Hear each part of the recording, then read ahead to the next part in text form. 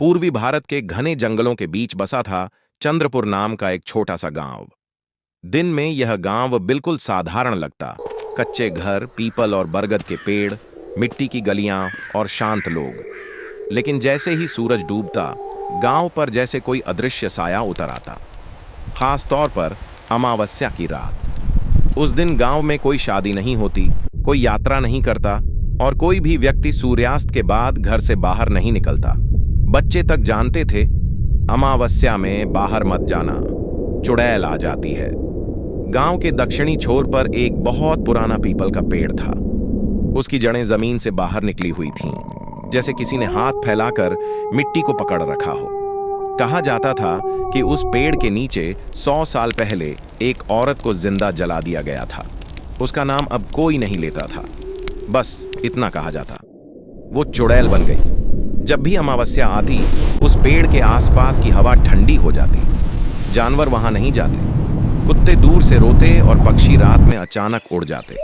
इस कहानी की शुरुआत होती है रमेश से, एक 28 साल का नौजवान जो पास के कस्बे में काम करता था।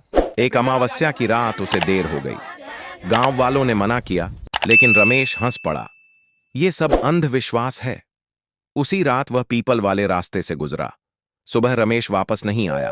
न कोई लाश, न कोई निशान, बस उसके जूते पीपल के पेड़ के नीचे मिले, जैसे वह चलते चलते हवा में गायब हो गया हो।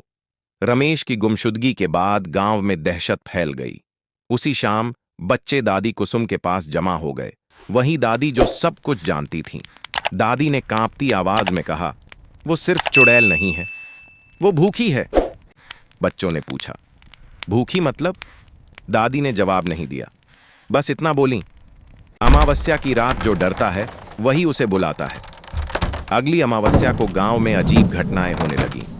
दरवाजे अपने आप खड़कने लगे, दिए बिना हवा के बुझने लगे और आधी रात को किसी औरत की धीमी हंसी सुनाई देने लगी, इतनी धीमी कि कान के पास लगी। गांव के चौकीदार हरि सिंह ने कसम खाई कि उसने उस रात पीपल के पेड़ के पास काली परछाई को चलते देखा। उसकी आंखें चमक रही थीं, उसके पैर जमीन को छू नहीं रहे थे।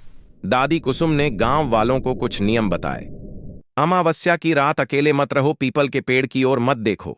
अगर कोई तुम्हें नाम लेकर बुलाए, पीछे मत मुड़ो, उसकी आंखों में मत देखना। कहा जाता था, जो आखिरी नियम तोड़ता है उसकी आत्मा कभी वापस नहीं आती। अगली अमावस्या आने वाली थी। इस बार गांव ने तय किया, अगला पार्ट के लिए लाइक, कमेंट, चैनल को सब्सक्राइब करो।